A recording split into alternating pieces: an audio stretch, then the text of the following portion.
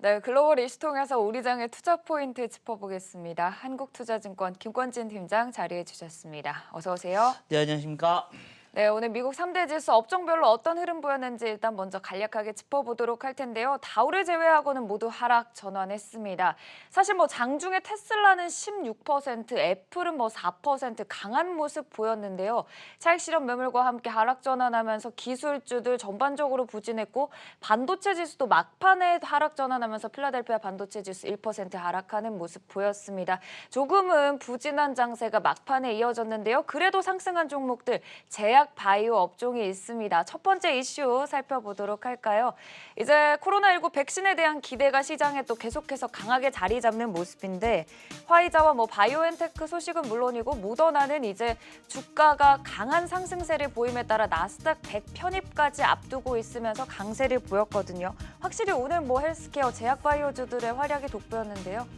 네, 그렇습니다. 오늘 시장에서 다른 쪽은 오전만 하더라도 다 좋았습니다. 네. 사실 평소하고 거의 비슷하게 오늘도 움직여주네라고 했는데 아침에 일어나 보니까 이건 뭐지? 라는 생각을 그쵸. 할 정도로 시장이 좀 막판에 좀 많이 꺾여버리는 모습이 나타났었던 것 같습니다.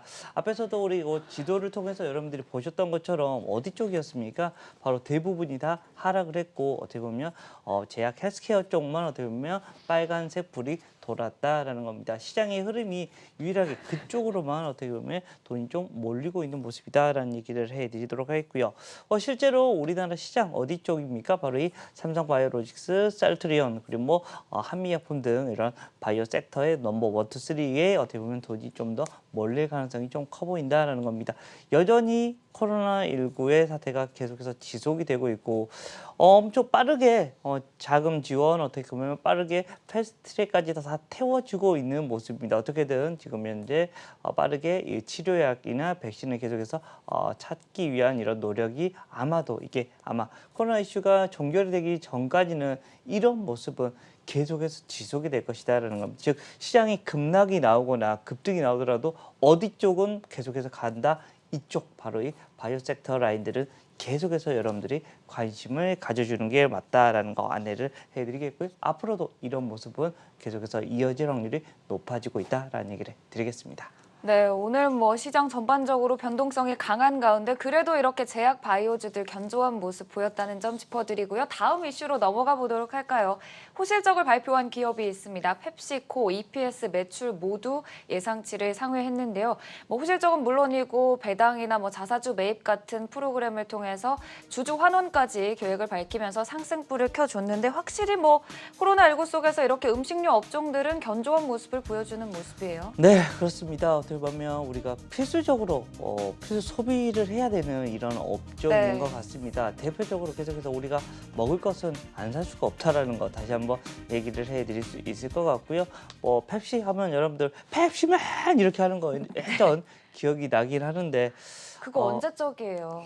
라떼, 네. 라떼 이야기였습니다. 죄송합니다. 어찌됐든 그런 모습 우리가 계속해서 먹어야 된다라는 거 여러분들 계속해서 기억을 하셔야 될 것 같고 우리도 음식료 같은 경우는 어떻게 보면 테크 관련들이 어떻게 보면 성장세를 계속해서 뛰어간다면 어떻게 보면 우리가 먹고 사는 것 같은 경우는 꾸준히 일어나야 된다는 거 잘 아실 겁니다. 실제적으로 펩시 같은 경우도 여기에 이런 호재력이 계속해서 나타날 수 있다. 즉 우리나라도 어떻게 보면 음식료 업종은 안정적인 어떻게 보면 최근에 주가가 좀 많이 올라가서 변동성이 좀 클 거 아닙니까? 이렇게 되면 어떻게 돼야 된다? 바로 이쪽 라인, 바로 음식료 라인들 같은 경우는 좀 변동성이 커질 때 오히려 좀 대안처가 될 수 있는 모습이 될 수 있습니다. 실제 우리나라 대표적인 거 CJ 제일제당, 오리온 그리고 대상 같은 경우가 거기에 대표적인 주식이 될 수 있을 것 같다라는 이야기를 드리겠습니다. 네, 펩시코 호실적 기록하면서 오늘 장에서 강보합권에서 마무리 지었고 또 이와 함께 음식료 업종에 대해서 얘기 나눠봤고요. 다음 이슈로 또 살펴보도록 하겠습니다.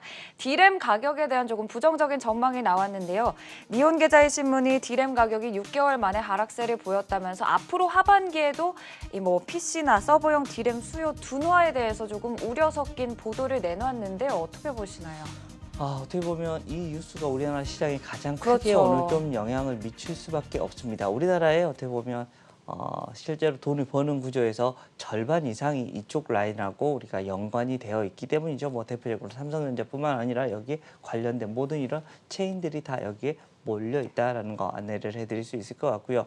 이런 라인들 때문에 오늘은 변동성이 커질 수밖에 없는 모습, 그리고 개별적인 종목이 계속해서 움직일 것이다라는 거 안내를 해드릴 수 있을 것 같습니다. 실제 뭐 필라델피아 반도체 지수가 마지막에 조금 내려와 있다는 거, 우리나라 증시에도 조금은 좋지 않은 모양이 나타나 줄 수밖에 없다라는 거 안내를 해드릴 수 있을 것 같고요. 디램에 대한 이런 얘기 조금 고민을 해야 될 것 같습니다. 그동안 나는 몰라, 나는 계속해서 호황이야 라는 이런 이야기를 계속해서 할 수가 있었었고, 실제 뭐 삼성전자 실적에서 보였듯이 서프라이즈가 나왔던 모습이 나타났습니다. 가장 큰 영향을 미쳤던 데가 바로 이런 D램의 가격이었습니다. 실제 이쪽 라인들이 주가에 대한 흐름이 좀 더 많이 나타나 줄 수 있을 것 같다라는 거 안내를 해드리겠고요. 오늘은 조금 쉬어 가셔야 될 것 같습니다. 삼성전자뿐만 아니라 SK하이닉스 등 전체적인 IT 섹터들이 오늘은 잠시만요, 좀 쉬었다 가실게요 라는 이런 표현이 좀 더 맞지 않나라는 얘기를 해드리도록 하겠습니다. 네, 반도체 시장 전반적으로 오늘 우리 시장에서는 조금 부진할 수 있다는 점 얘기 나눠봤고요. 마지막으로 또 오늘장 관심주를 살펴보도록 할 텐데요. 오늘장 관심주는 어떤 종목 들고 오셨나요? 네, 오늘은 막 올라가고 있는 친구가 아니라 잠시만요, 네. 좀 쉬었다 가고 있는 친구를 좀 얘기를 해드리겠습니다. 삼성카드입니다. 우리가 이번에 상당히 그 한두 달 됐나요? 지금 재난기금이 거의 뭐 다들 바닥이 났다라고 사람들이 하고 있죠. 근데 그때 가장 크게 수혜를 받고 있었던 데가 바로 이 삼성카드였다는 겁니다. 실제 선점 효과가 좀 많이 있었고요. 야, 우리 거 써주면 우리가 이런 혜택도 주고 이런 혜택도 줄게라고 하면서 카드사의 어떻게 보면 실적이 상당히 좀 긍정적으로 나왔다라는 겁니다. 어떻게 보면 정부가 돈을 대준 거잖아요. 우리 돈은 나가지 않았지만 정부에서 돈이 다 들어가 주니까 삼성카드는 좀 아싸 성공, 이런 식의 흐름이 나타나지 않았을까라는 생각을 합니다. 실제 1분기도 어닝 서프라이즈가 나왔었는데요. 2분기 때도 작년 대비해서 한 30% 이상은 어떻게 보면 순이익이 증가하는 효과가 지금 현재 나타날 확률이 좀 높아지고 있습니다. 즉 숫자가 어떻게 보면 답이 나오고 있다. 야, 경기가 많이 안 좋아서 소비가 많이 안 돼라고 얘기를 하는데, 아니야, 2분기 때까지는 좋습니다. 왜? 바로 비용단이 많이 축소가 됐습니다. 그동안에는 어떻게 보면 항공이나 어떻게 보면 여행 이런 데 바우처들이 상당히 많이 써졌습니다. 즉 비용 단위도 엄청나게 많이 써졌었는데 이게 많이 줄어들고 있다라고 합니다. 실제 여행이나 이렇게 항공이 이렇게 이렇게 붙이고 있지 않습니다. 이거 우리가 써주면 이것도 해줄게 저것도 해줄게라는 이런 비용 단위 밑으로 많이 내려왔다라는 안내를 해드릴 수 있을 것 같고요. 재난기금에 대한 이런 얘기 계속해서 좀 긍정적인 이야기가 나타나고 있다라는 안내를 해드리겠고요.